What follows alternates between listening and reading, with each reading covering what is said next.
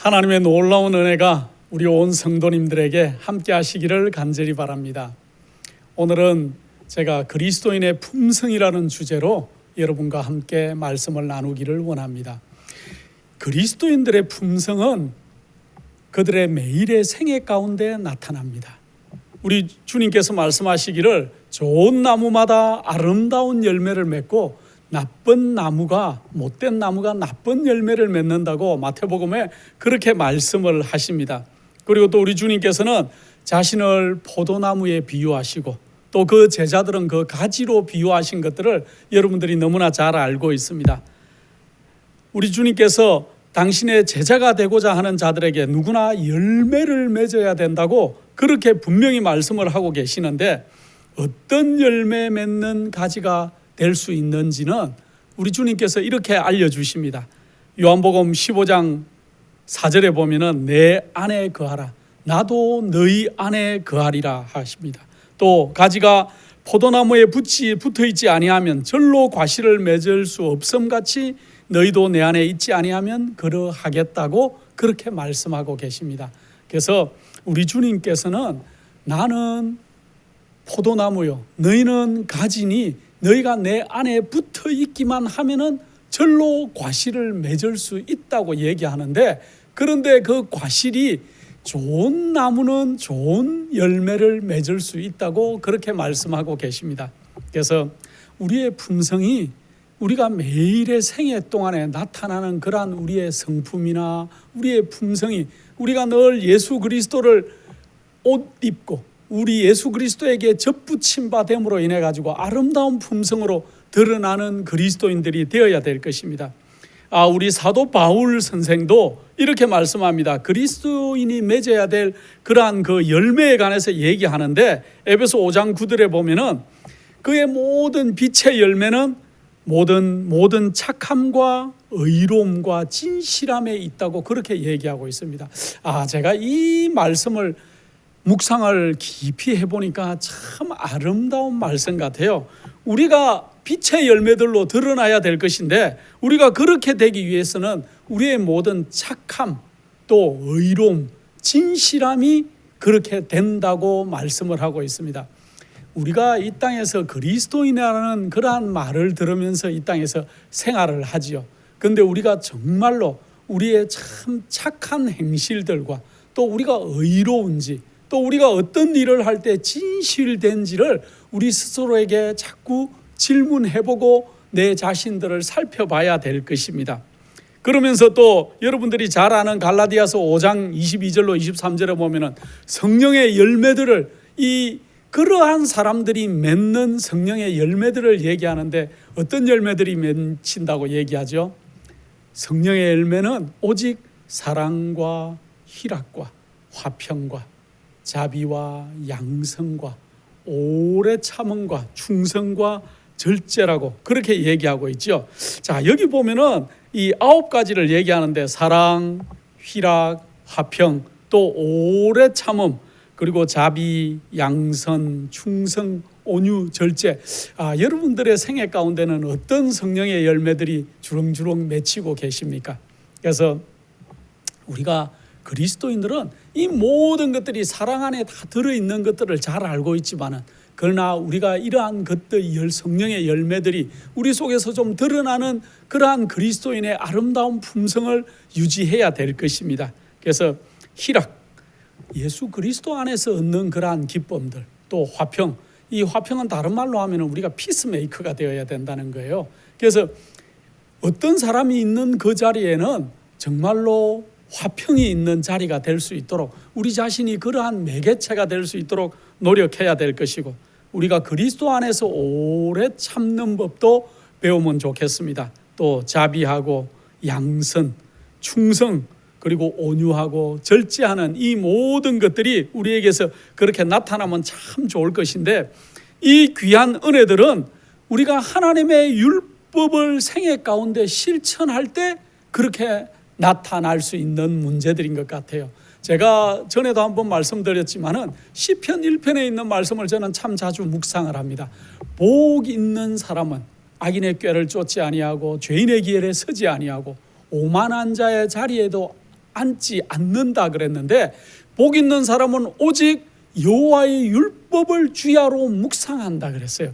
그래서 우리가 늘 이스라엘 백성들이 옛날에 여호와께 성결이라는 그런 머리띠를 두르고 다니는 그런 모습은 아닐지 모르지만은 우리 마음속에 정말 우리가 주야로 주님의 율법을 묵상하는 자들.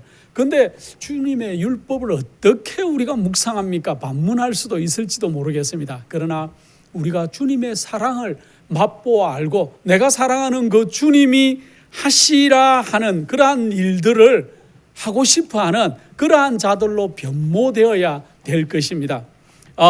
하나님을 진심으로 사랑하는 자들은 우리 그분의 뜻을 알고자, 또 그분의 뜻을 알아서 행하고자 하는 열렬한 소망이 나타날 거예요.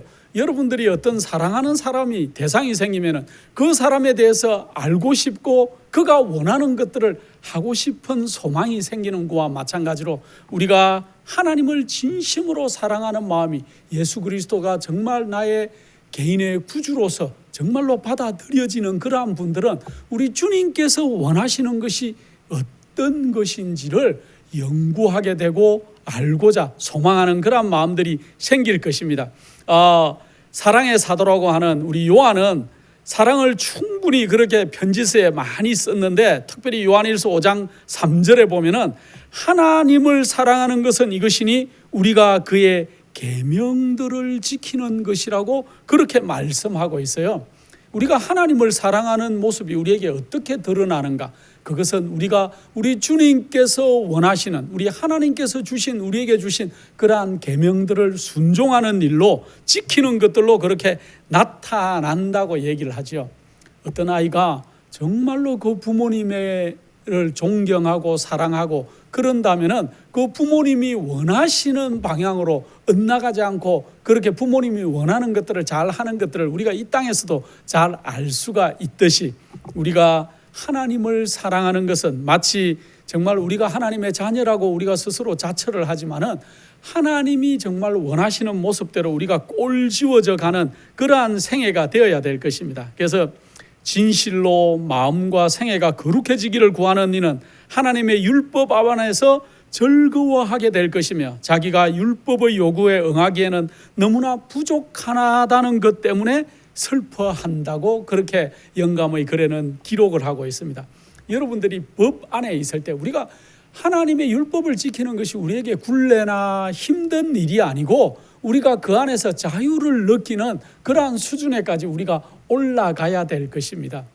여러분들 미국에서는 늘 차를 타고 우리가 다니기 때문에 운전을 하다 보면 제일 신경 쓰이는 것 중에 한 가지가 무엇입니까?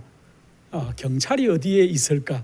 한국에는 보니까 경찰은 별로 그리 많지는 않은 것 같고 곳곳에 그 카메라가 달려서 그렇게 이렇게 자동으로 찍히는 모습들을 제가 본 적이 있습니다.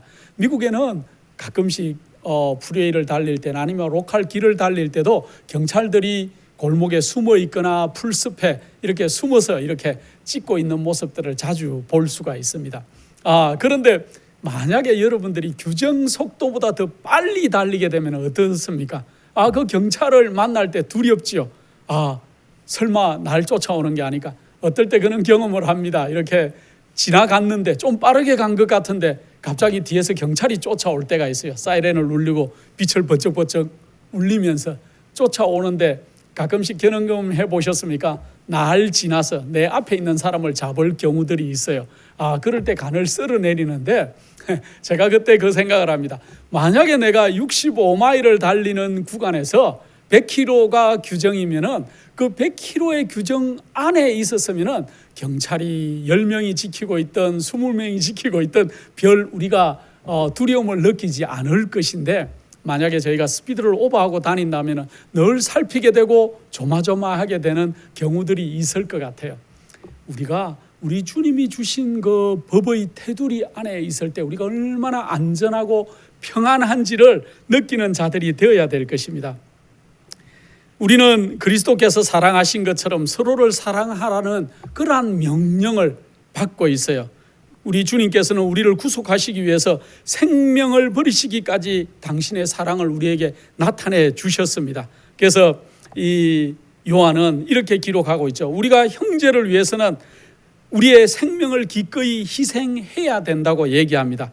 예, 요한일서 5장 1절에 내 신이를 사랑하는 자마다 그에게서 난 자를 사랑하기 때문이라고 그렇게 얘기하고 있어요. 그래서 우리가 정말로 우리 예수 그리스도를 사랑하는 마음이 우리에게 생긴다면 우리가 우리의 형제들도 사랑하는 마음이 생겨야 한다고 그렇게 얘기하고 있어요.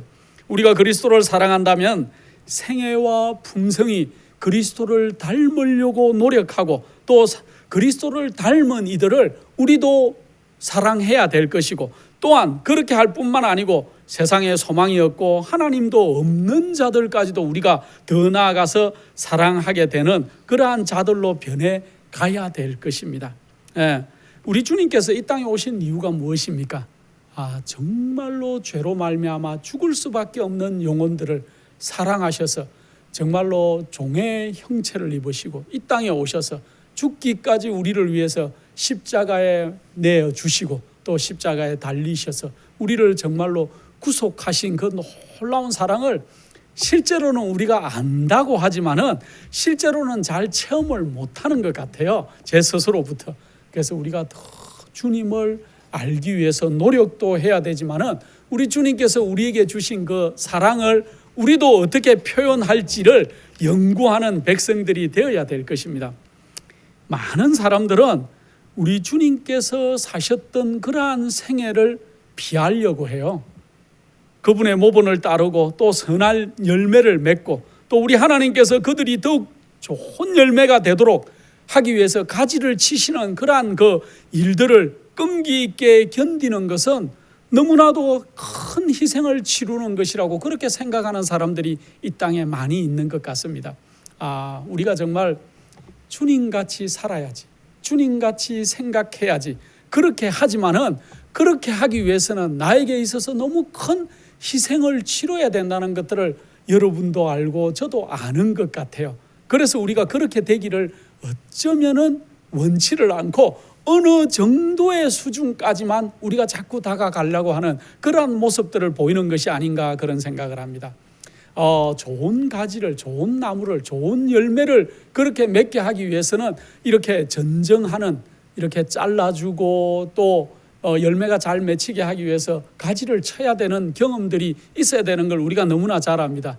제가 저희 집 뒷뜰에 이제 텃밭에 고추와 또 토마토와 여러 가지 이 것들을 좀 심어 뒀는데 이 토마토가 잘 되기 위해서도 그 가지들 중에 잘 나는 가지들 말고 다른 가지는 다 꺾어줘야 된다는 것들을 제가 많이 배우고 있습니다. 그래서 올해는 제법 방울토마토를 따서 먹어본 경험이 있는데 이렇게 그것을 꺾어주지 않으면 그 영양분이 아마 골고루 잘 가지 않고 열매가 좋은 열매가 맺히지 않는 걸 제가 작은 텃밭에서도 조금씩 배우고 있습니다.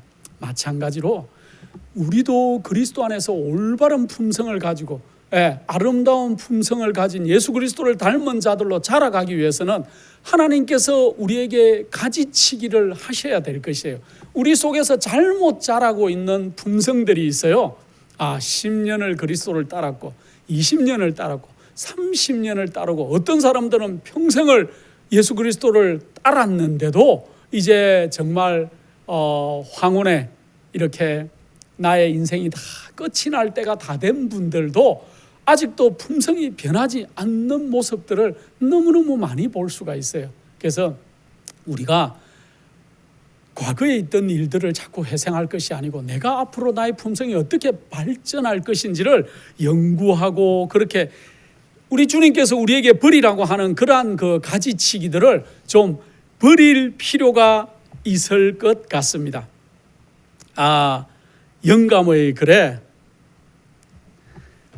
이런 말씀이 있어요. 우리가 행로에서 장애물을 만나 그것들을 성실하게 정복하고 반대와 치욕을 당하여 그리스도의 이름으로 승리를 얻으며 책임을 감당하여 우리 주님께서 가지셨던 정신으로 우리들의 의무를 이행한다면 우리는 그리스도의 성실과 능력에 대한 실로 고귀한 지식을 얻게 된다. 우리는 더 이상 남의 경험에 의존하지 않게 될 것인데 그것은 우리가 몸소 증거를 얻었기 때문이다 하고 Sanctified Life라는 그러한 성화된 생애라고 우리가 얘기할 수 있는 그러한 이 영감의 글에 이러한 글들이 있어요. 우리가 정말 체험적인 신앙을 해야 돼요. 주님께서 나를 어떻게 인도해 오셨는지를 내가 스스로가 알아가야 될 것입니다. 여러분들의 10년 전, 20년 전, 아니면 30년 전의 여러분들의 모습과 지금 자금자금하게 주님께서 여러분들을 어떻게 인도해 오셨는지를 그 체험으로 아는 사람이 믿음이 강한 사람인 것 같습니다. 남의 경험, 남의 능력을 의존하는 것이 아니고 앞에서 단상에서 가르치는 목사님이나 또 설교자들이나 또 지도자들의 경험이 아닌 여러분 각자가 만난 예수 그리스도를 체험적으로 아는 그러한 신앙이 너무 중요할 것 같습니다. 계속해서 이렇게 기록하고 있습니다. 그리스도의 품성을 명상하고 그분의 구원하시는 능력을 체험할수록 우리는 더욱 예민하게 자신의 연약함과 불완전함을 깨닫게 될 것이며 그리스도를 더욱 진지하게 우리의 능력과 구속자로 바라보게 될 것이다. 우리에게는 스스로 마음의 성전을 더러움에서 깨끗하게 할 아무런 능력이 없으나 하나님을 거스려 범한 죄를 회개하고 그리스도의 공로를 힘입어 용서를 구할 때 하나님께서는 사랑으로 역사하시고 마음을 순결하게 하는 믿음을 나누어 주실 것이다.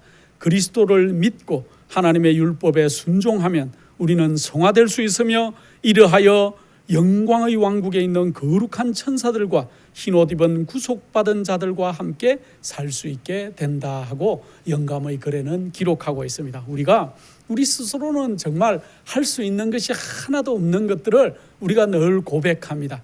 그러나 우리 주님을 의지하고 우리 주님의 모습을 담기 위해서 우리가 늘 그렇게 할 때 우리의 품성이 변할 수 있을 것이고 이렇게 하나님의 율법을 순종하면은 예수 그리스도를 믿고 하나님의 율법을 순종하면은 우리는 성화될 수 있다고 얘기하고 있어요. 성화될 수 있다는 얘기는 우리가 거룩함을 유지할 수 있다는 얘기로 표현할 수 있을 것 같습니다. 그래서 사실은 우리가 예수 그리스도와 친밀히 연합하는 내가 정말 예수 그리스도를 맛보아 아는 것이 우리의 신앙에 있어서 가장 중요한 일이 아닐까 그런 생각을 합니다. 매일매일 그리스도의 품성은 그의 생애 가운데 생활 가운데 드러나는 것 같아요. 그래서 매일의 생활 속에 예수 그리스도와 내가 어떻게 동행하고 있는지를 체험적으로 알아가시는 우리 믿음의 성도님들이 되시기를 간절히 바랍니다. 그리스도와 친밀히 연합하며 하나님의 사물 가운데서 풍부한 체험을 하는 모든 것은 그리스도인의 특권이 될 뿐만 아니라 그들의 의무가 된다고 얘기했어요. 우리가 그리스도와 연합하고 그리스도를 체험하는 것은 우리의 특권이죠. 특권임과 동시에 우리의 의무라는 거죠. 그리스도인이 이 땅에 살아갈 때 예수 그리스도와 함께 동행하는 것은 우리의 특권임과 동시에 우리의 의무가 된다는 것들도 생각해 볼 필요가 있습니다. 그렇게 할 때 우리의 생애 가운데 아주 좋은 열매가 맺힌다고 얘기하죠. 요한복음 15장 8절에 보면 너희가 과실을 많이 맺으면 내 아버지께서 영광을 받으실 것이라고 그렇게 얘기하고 있습니다. 우리가 우리의 생애 가운데 아름다운 품성의 열매를 맺으면은 우리 하나님께 그것이 영광이 된다고 그렇게 얘기를 하고 있습니다. 우리가 어떨 때 성경에 보면은 아주 놀라운 그러한 분들의 얘기들을 읽을 필요가 있어요. 읽을 때가 있고 읽을 필요성들을 느낄 때가 있는데 그러한 분들을 볼 때 저분들은 나와 다르다고 생각할 때가 많을 것 같아요. 그러나 우리 주님께서는 그들도 우리와 마찬가지로 우리 주님께서 주시는 똑같은 재료와 능력을 사용해서 그들도 그렇게 아름다운 그리스도인 또 아름다운 그러한 우리 주님의 백성으로서의 아름다움을 나타내었던 것 같습니다. 성경에 저는 존경하는 인물이 참 많지만은 특별히 오늘 제가 다니엘과 요셉에 관한 얘기를 잠깐 여러분과 나눌까 합니다. 성경에는 이 다니엘의 품성에 대해서 나오지를 않죠. 또 요셉의 품성에 대해서는 얘기하지 않지만은 저는 성경을 가끔씩 이제 상상해 보기를 좋아해요. 그리고 다니엘이 나중에 내가 하늘에 가면은 다니엘을 만났을 때 뭘 좀 물어볼까 하는 그러한 상상을 할 때가 참 많이 있습니다, 저는. 그런데 여러분들, 다니엘을 한번 생각해 보십시오. 티네이저, 어린 시절에 아마 바벨론으로 포로로 잡혀갔을 것인데, 그가 어떠한 품성을 유지했길래 느부갓네살 때에도 그가 총리 대신이었고, 벨사살 때에도 그가 총애를 받았고, 또 정권이 바뀌고 나라가 바뀌어서 메데 페르시아로 나라가 바뀌고 난 다음 다리오 왕 때도 그가 총리 대신으로 그렇게 임명을 받았는데, 여러분들, 그런 역사 경우는 이렇게 이 땅에서 이 히스토리를, 우리가 역사를 공부해 봐도 그런 분들은 참 드물어요. 한 나라의 재상을 했던 사람이 다른 나라의 정권이 바뀌었는데 그러한 나라에서도 또 총리 대신으로 이 재상으로 일을 한다는 것은 참으로 쉽지 않은 일 같습니다. 그래서 저는 다니엘의 품성이 어땠을까 한번 생각을 많이 해봤습니다. 그는 참 어려운 가운데 신앙을 했죠. 우리 여러분과 저같이 안식일이 되면 교회를 갈 수 있는 입장도 아니었을 것이고, 또 그가 이 잡혀간 그러한 바벨론에는 그와 같은 신앙을 이렇게 함께 모여서 하는 사람들도 처음에는 드물었을 것이에요. 그러나 그가 늘 아버지 하나님과 또 예루살렘을 향해서 기도하던, 시간을 정해서 기도하던 그 놀라운 일들을 우리가 한번 생각해보고, 그에게서 거의 흠을 찾을 수가 없는 사람이었다 그랬습니다. 그래서 참 다니엘은 우리가 볼 때 아름다운 품성을 소유한 그리스도인의 향기를 뿜는 그러한 사람이었던 것 같아요. 그리고 정권이 바뀌고 나라가 바뀌었는데도 그를 찾을 수 있는 사람. 느부갓네살이 굉장히 총애했고, 벨사살도 그가 가장 어려웠을 때, 벽에 쓴 글들을 이해하고 하지 못하고 해석하지 못할 때 누구를 찾았습니까? 다니엘을 불러와서 다니엘에게 해석하게 하는 그러한 일들. 또 나라가 바뀐 이 메데 페르시아에서도 다리오 왕이 이 다니엘을 그렇게 중용한 그러한 사건들을 통해서 우리가 그의 아름다운 품성을 미루어 짐작할 수 있을 것 같습니다. 제가 성경에서 참 닮기를 바라는 사람 가운데 하나는 또 요셉입니다.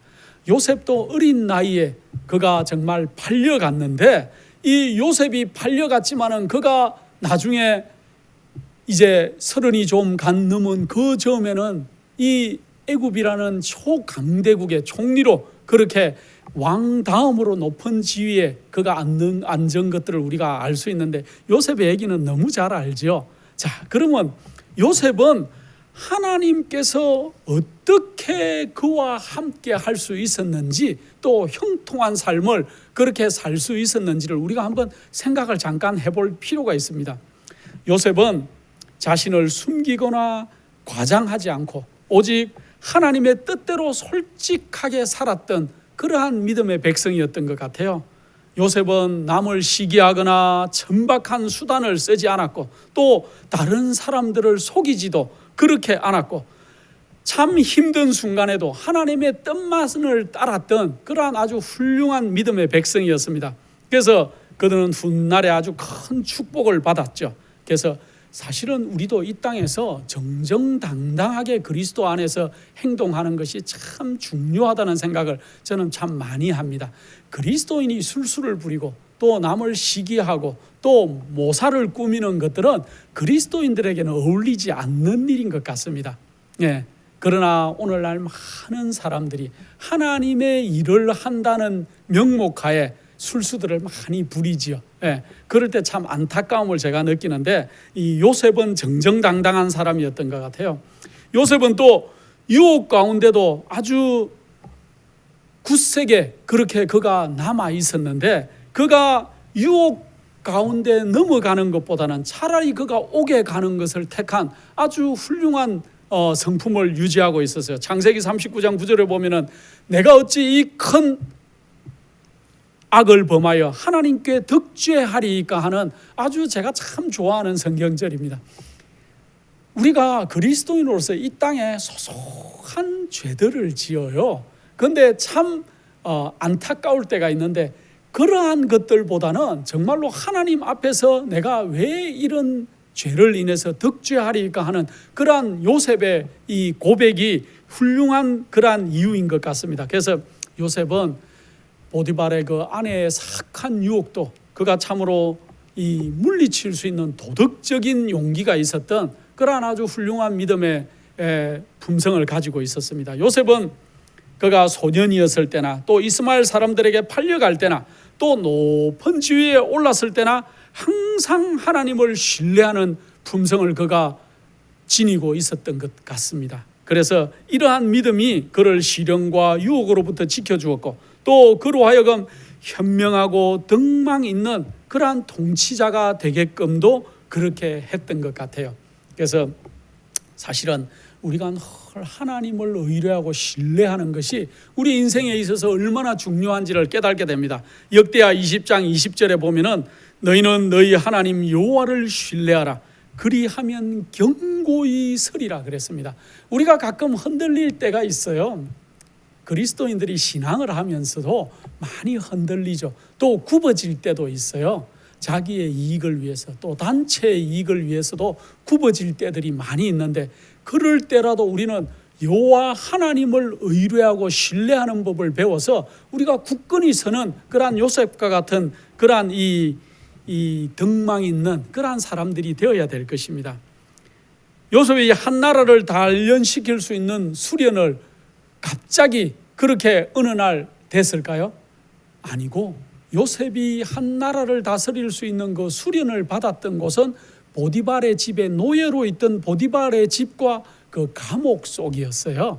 그래서 우리는 어떠한 환경 가운데서도 우리가 예수 그리스도를 옷 입고 힘 입고 그렇게 해서 우리가 배워갈 수 있는 자들이 되어야 될 것입니다. 여러분들 한번 생각해 보십시오. 요셉이 아무리 훌륭했다고 하지만은 그가 결국은 지위가 뭐였습니까? 보디발 집에서 창고의 열쇠를 다 가지고 있는 사람이었지만은 그러나 요셉은 노예였어요.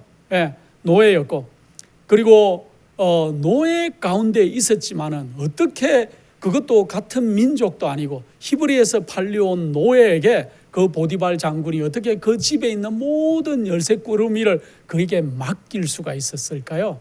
성경에는 이 요셉의 품성에 대해서는 나오지 않았지만은 제가 볼 때 우리가 하늘에 가면 요셉을 만날 것인데 그 요셉의 품성이 참으로 아름다운 사람이었을 것 같습니다.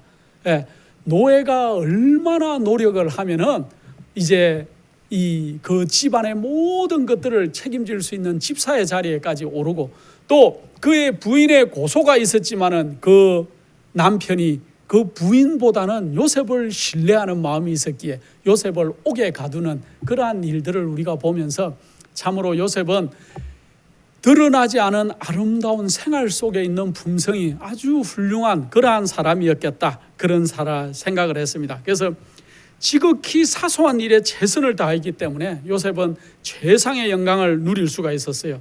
또 요셉은 자신이 받은 그러한 그 해악, 자신이 받았던 불이익을 기억을 오래 하지 않는 사람이었어요. 그래서 나중에 형제들을 다 용서하는 모습을 우리가 성경에서 볼 수 있습니다. 그래서 형제들에게 친절히 얘기해 주었고 또 두려워 말라고 위로까지 하는 그러한 요셉의 모습을 우리가 성경에서 읽습니다. 이러한 요셉의 용서는 하나님의 사랑의 섭리를 그가 온전히 이해하고 닮아가려고 노력하던 사람이었다는 것을 우리가 알 수 있습니다. 누가복음 6장 37절에 보면은 용서하라 그리해야 너희도 용서를 받을 것이다. 그리하면이라고 적혀 있지만 제가 그리해야 하고 표현을 했습니다. 그래서 우리가 남들을 너그럽게 대할 수 있는 그리스도인들이 좀 되면 좋겠다 그런 생각을 제가 좀 많이 합니다. 이 바울은 에베소서를 쓰면서 거기에 복음의 비밀에 관해서 그렇게 얘기를 많이 하고 있어요. 또 그리스도인의 품성에 관해서도 그렇게 얘기를 하는데 특별히 에베소서 3장 7절, 8절, 9절에 보면은 참 아름다운 글을 이렇게 바울이 적고 있습니다. 이 복음을 위하여 그의 능력이 역사하시는 대로 내게 주신 하나님의 은혜의 선물을 따라 내가 일꾼이 되었느니라. 우리도 마찬가지죠. 우리가 정말 은혜의 선물로 우리가 주님을 더듬어 발견하는 백성들이 되었습니다. 모든 성도 중에 지극히 작은 자보다 더 작은 나에게 이 은혜를 주신 것은 청량할 수 없는 그리스도의 품성을 이방인에게 전하게 하시고, 바울은 자신을 하나님께서 정말 작은 자 중에도 지극히 작은 나에게 하나님께서 은혜를 주신 그 단 하나의 이유는 뭐라고요? 그리스도의 품성을 이방인에게 좀 전해주라고요. 청량할 수 없는 그리스도의 품성을 우리 주님께서 자기에게 입혀주신 그 놀라운, 자기가 발견한 그 예수 그리스도를 이방인에게 좀 전해주는 자로 삼기 위해서 우리 주님께서 자기를 이렇게 은혜를 주셔서 뽑아주셨다는 얘기죠. 에베소서 3장 9절에는 영원부터 만물을 창조하신 하나님 속에 감추었던 비밀의 경륜이 어떠한 것을 드러내게 하려 하심이라. 우리를 이 땅에서 마지막 백성으로 삼아주시고 하나님의 마지막 정인이라는 그러한 놀라운 특권을 우리에게 부여하신 단 하나의 이유는 우리가 그리스도의 아름다운 품성을 남들에게도 좀 드러내고, 또 감추었던, 창조하실 때부터 하나님 속에 감추었던 비밀의 경륜을 우리가 좀 어떠한 것이라는 것을 좀 남들에게 드러내는 삶을 좀 살기를 원하신다는 그러한 것들을 바울이 고백하고 있어요. 제가 에베소서 3장 7절 8절 9절을 읽으면서 참 은혜를 받습니다. 여러분도 마찬가지죠. 여러분과 저를 이 땅에서 더듬어 주님을 발견하게 하고 이 땅의 마지막 백성으로 살으라고 하신 단 하나의 이유는 이러한 것이에요. 그리스도의 아름다운 품성을 좀 드러내게 하고, 또 우리 주님의 그 놀라운 구속의 경륜, 비밀의 경륜을 좀, 우리 주님의 놀라운 사랑을 남들에게 우리의 생활로 좀 드러내는 자들이 되게 하시기를 원하신다는 거죠. 에베소서 6장에 보면은 이 바울 선생님께서는 복음의 비밀을 얘기하면서 하나님의 전신갑주를 그 전에 입으라고 그렇게 얘기를 하고 있어요. 에베소서 6장에 보면은 이렇게 기록하고 있죠. 우리의 씨름은 혈과 육에 대한 것이 아니요 정사와 권세와 이 어둠의 세상 주관자들과 하늘에 있는 악의 영들에 대함이라고 그렇게 얘기하고 있습니다.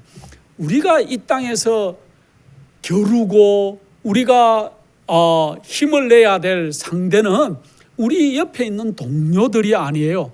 같은 진리와 같은 복음을 믿고 함께 가고 있는 그러한 성도들을 공격하거나 질시하거나 또 질투하는 눈으로, 시기하는 눈으로 바라볼 것이 아니고, 정말로 정사와 권세와 이 어둠의 세상 주관자들과 하늘에 있는 악의 영들에 대해서 우리가 그렇게 힘을 내야 될 백성들인데, 어떻게 힘을 내라고 그럽니까? 특별히 진리로 허리띠를 띠라 그래요.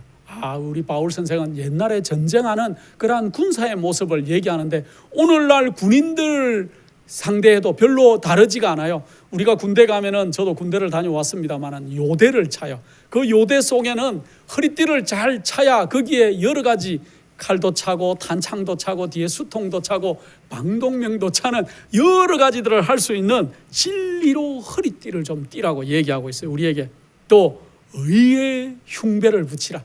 그래서 앞에 우리가 이 방탄조끼를 입듯이 의의 아름다운 의의 흉배를 좀 붙이고, 또 평안의 복음에 신을 심고, 우리가 정말로 이 군인은 신 신는 게 굉장히 중요한데 그 평안의 복음으로 신을 신으라 그랬습니다. 그 다음에 믿음의 방패를 좀 들고, 구원의 투구를 쓰고, 또 성령의 검 곧 하나님의 말씀을 가지라고 아주 놀랍도록 우리에게 얘기를 하고 있는데, 어떻습니까? 우리가 이러한 것들을 다 갖추고 있을 때 우리가 사단의 괴계에서 우리가 우리 자신을 지킬 수도 있고 우리가 믿고 있는 이 진리도 지킬 수 있는 것 같아요. 그래서 우리가 허리띠를 진리로 잘 동여매고 의의 흉배를 가슴을 잘 이렇게 막고, 또 평안의 복음으로 신을 신고 믿음의 방패를 가지고 또 구원의 투구를 쓰고 성령의 검 하나님의 말씀을 가지는 믿음의 백성들이 되어야 될 것입니다. 에베소서에 보면은 이렇게 기록하고 있습니다. 내가 예수 그리스도의 아버지 앞에 무릎을 꿇고 비노니 그 영광의 품성을 따라 그 성령으로 말미암아 너희 속 사람을 능력으로 강건하게 하옵시며 믿음으로 말미암아 그리스도께서 너희 마음에 계시게 하옵시고 너희의 사랑 가운데서 뿌리가 박히고 터가 굳어져서 너희 모든 성도와 함께 지식에 넘치는 그리스도의 사랑을 알아 그 넓이와 길이와 높이와 깊이가 없다함을 깨달아 하나님의 모든 충만하신 것으로 너희에게 충만하게 하시기를 구하노라고 에베소서 3장 14절로 19절에 이런 귀한 말씀을 적고 있습니다. 우리가 정말 그리스도의 사랑 안에 우리가 터가 이렇게 굳어지고 뿌리가 깊이 박히고 그렇게 하면서 우리가 우리 주님의 사랑의 넓이와 길이와 높이와 깊이를 아는 그러한 자들로 늘 맛보아 그리스도의 사랑을 맛보는 백성들이 되어야 될 것입니다. 본인이 맛보지 못한 사랑은 남들에게 전해줄 수가 없어요. 그리스도인들이 짜증이 많을 내죠. 또 하나님의 일을 한다고 하면서도 굉장히 신경질적인 사람들이 있습니다. 왜 그럴까요? 제가 생각할 때는 아직 예수 그리스도를 온전히 맛을 못 본 것 같아요. 조금 맛을 보다가 만 거죠. 예. 그리고 하나님의 성품이 어떤 것인지를 아직 본인 스스로 체험을 못한 것일 수도 있을 것 같습니다. 지금은 늦지가 않았어요. 지금부터라도 우리가 예수 그리스도를 온전히 맛보아서 변해야 돼요. 우리가 제가 자주 그 얘기를 하지만은 다른 종교를 가진 사람들이 10년을 믿고 20년을 믿으면 변해요. 그들이 의무적이나 의도적으로라도 변하려고 노력을 많이 하죠. 우리도 마찬가지입니다. 우리가 노력해야 될 것입니다. 그리스도 안에서. 고린도전서 1장 10절에 보면은 형제들아 내가 우리 주 예수 그리스도의 이름으로 너희를 권하노니 다 같은 말을 하고 너희 가운데 분쟁이 없이 같은 마음과 같은 뜻으로 온전히 합하라고 얘기하고 있습니다. 이 한국 사람처럼 당 짓는 것을 좋아하는 민족들도 드물 정도로 우리는 당 짓기를 좋아합니다. 저도 한국 사람이죠. 미국에 와서 살고 있지만은 저는 한국 사람이고 한국 사람의 성향을 저도 그대로 유지하고 있는 그러한 사람인 것 같습니다. 저희 미국에 있는 성도님들도 마찬가지고 우리는 네 편 아니면 내 편, 이 이원론적인 그런 사상들이 참 많은 것 같습니다. 그걸 이원론이라고 표현해야 될지 안 할지는 모르지만은 어쨌든 내 편이 아니면 적이라는 사상을 참 많이 가지고 있는 민족 가운데 한 민족이 우리 한국 한민족인 것 같습니다. 그러나 우리 그리스도인들은 그 마음을 버려야 될 것입니다. 예, 우리가 기다려주고 또 변하기를 우리 주님의 같은 눈으로 바라보고 지켜봐줘야 될 필요성이 있고 또 우리가 한 형제지만은 이 나의 무리에 속해 있지 않다고 해서 배척하는 그런 마음들도 버려야 될 필요가 있을 것입니다. 이 골로새서 보면은 참으로 아름다운 말씀을 우리 바울 선생이 계속 얘기하고 있는데 이는 골로새서 1장 4절에 보면은 이는 그리스도 예수 안에 너희의 믿음과 모든 성도에 대한 사랑을 들음이요 하고 기록을 하면서 골로새서 1장 9절로 11절에 보면은 이렇게 기록합니다. 이로써 우리도 듣던 날부터 너희를 위하여 기도하기를 그치지 아니하고 구하노니 너희로 하여금 모든 신령한 지혜와 총명의 하나님의 뜻을 아는 것으로 채우게 하시고 주께 합당히 행하여 범사에 기쁘시게 하고 모든 선한 일에 열매를 맺게 하시며 하나님을 아는 것에서 자라게 하시고 그 영광의 힘을 쫓아 모든 능력으로 능하게 하시며 기쁨으로 모든 견딤과 오래 참음에 이르게 하시기를 원한다고 그렇게 아름다운 그러한 글들을 적고 있습니다. 우리가 정말로 사랑 안에서 변해가는 그리스도인들이 되어야 될 것입니다. 우리 사도 바울 선생은 자기 형제들에게 소개하는 바와 같이 거룩함의 표준에 도달하기 위해서 그가 굉장히 노력한 분이었다는 것들을 그가 정말 성경에서 기록을 하고 있는데 특별히 빌립보인들에게 편지할 때 이렇게 기록하고 있습니다. 빌립보 3장 7절로 14절에 보면은 무엇이든지 내게 유익하던 것을 내가 그리스도를 위하여 다 해로 여길 뿐더러 또한 모든 것을 해로 여기면 내 주 그리스도를 아는 지식이 가장 고상함을 인함이라. 이제는 내가 다른 것들은 다 해로 여긴다는 그러한 바울의 그 고백이 우리의 고백이 되어야 될 것입니다.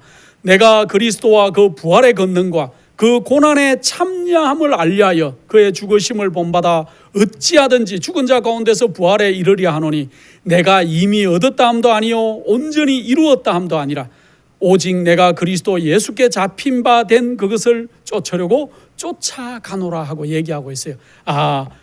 바울 선생은 그가 늘 얼마나 노력하고 예수님을 닮기를 원하는지를 계속 표현하고 있습니다. 그러면서 계속 말씀하시기를 형제들아 나는 아직 내가 잡은 줄로 여기지 아니하고 오직 한 일 즉 뒤에 있는 것을 잊어버리고 앞에 있는 것을 잡으려고 표대를 향하여 그리스도 예수 안에서 하나님이 위에서 부르신 부름의 상을 위하여 쫓아가노라 하고 고백하고 있습니다.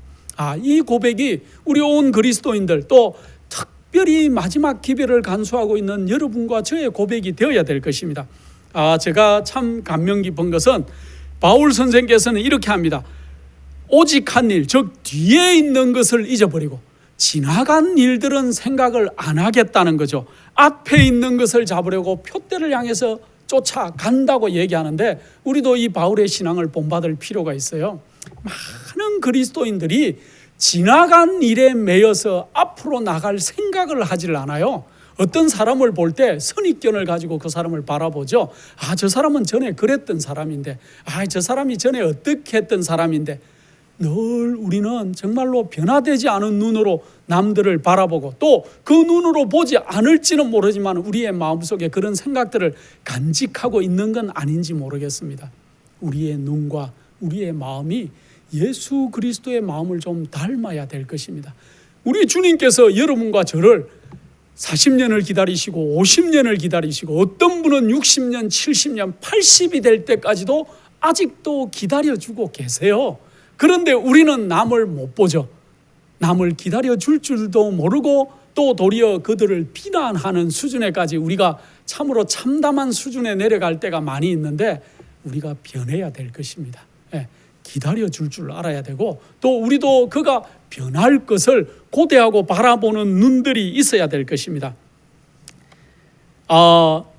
데살로니가 전서 4장 2절로 3절에 우리 주 예수 그리스도로 말미암아 너희에게 무슨 명령을 준 것을 너희가 아느니라 하나님의 뜻은 이것이니 너희의 거룩함이니라 하고 고백하고 있어요. 하나님의 뜻은 우리가 좀 거룩해지는 것이랍니다. 우리의 품성이 그리스도인답게 좀 변하는 것이 하나님이 우리에게 원하시는 바라고 기록하고 있습니다.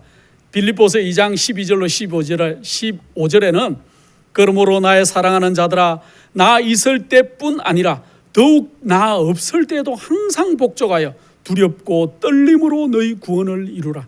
너희 안에서 행하시는 이는 하나님이시니 자기의 기쁘신 뜻을 위하여 너희로 손을 두고 행하게 하시나니 모든 일을 원망과 시비가 없이 하라. 이는 너희가 흠이 없고 순전하여 어그러지고 거스르는 세대 가운데서 하나님의 흠없는 자녀로 세상에서 그들 가운데 빛들로 나타내며 하고 기록하고 있습니다. 우리 바울 선생께서 계속 얘기하기를 우리는 정말로 빛들로 나타나는 그러한 자들이 좀 돼야 될 것입니다. 하나님께서 우리에게 원하시는 그 거룩함을 이 땅에서 우리가 흠도 없고 점도 없이 우리 베드로 선생이 얘기하듯이 그렇게 좀 나타나는 백성으로 우리가 변해가야 될 것입니다. 언제까지 우리가 이 땅에서 사는 것으로 만족할 때가 아니에요. 이 땅에 되어지는 모든 일들이 우리 주님께서 올 것을 우리에게 시시각각으로 경고하고 있지만은 우리는 이제 너무 마음들이 둔하여졌어요. 우리가 진리를 따른다고 하지만은 우리가 정말 진리를 내가 따르는 백성인지를 생각해 보시기 바랍니다. 내가 사람을 따라다니는 사람인지 아니면 어떤 단체를 따라다니는 사람인지 아니면은 정말 내가 우리 주님을 따라서 어디로 인도하시든지 따라가기를 원하는 백성인지를 이제는 결정하고 생각해 봐야 되는 때가 있다면은 바로 오늘이고 지금인 것 같습니다. 제가 마지막으로 골로새서 3장 12절로 17절에 있는 말씀을 읽고 말씀을 마치겠습니다. 그러므로 너희는 하나님의 택하신 거룩하고 사랑하신 자처럼 긍휼과 자비와 겸손과 온유와 오래 참음을 옷 입고 누가 너희에게 혐의가 있거든 서로 용납하여 피차 용서하되 주께서 너희를 용서하신 것 같이 너희도 그러하고 이 모든 것 위에 사랑을 더하라. 이는 온전하게 매는 띠니라. 그리스도의 평강이 너희 마음을 주장하게 하라. 평강을 위하여 너희가 한 몸으로 부르심을 받았나니 또한 너희는 감사하는 자가 되라. 그리스도의 말씀이 너희 속에 풍성히 거하며 모든 지혜로 피차 가르치며 권면하고 시와 찬미와 신령한 노래를 부르며 마음의 감사함으로 하나님을 찬양하고 또 무엇을 하든지 말에나 일에나 다 주 예수의 이름으로 그를 힘입어 하나님 아버지께 감사하라고 그렇게 우리에게 말씀하시고 계십니다. 여기 보면은 정말 우리 주님께서 우리 피차에 서로 용납하는 자들이 되라고 하고, 또 우리가 우리의 그리스도의 평강이 우리 마음을 좀 주장하게 하라고 얘기합니다. 하나님의 일을 하고 복음 사업에 투신한다고 하면서도 내 마음에 늘 평화가 없을 때가 있어요. 평강이 없을 때가 있고 아무 소양이 없죠. 바울이 늘 내가 남들에게 복음을 전하다가 나는 이 복음에서 끊어지는 자가 될까 늘 두려워했듯이 우리도 그러한 고민들을 해야 될 때인 것입니다.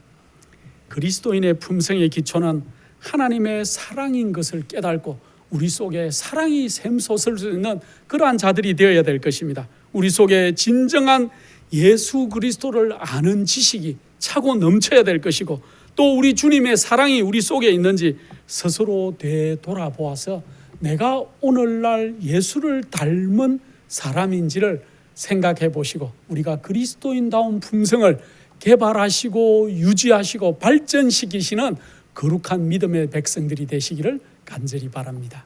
기도하겠습니다.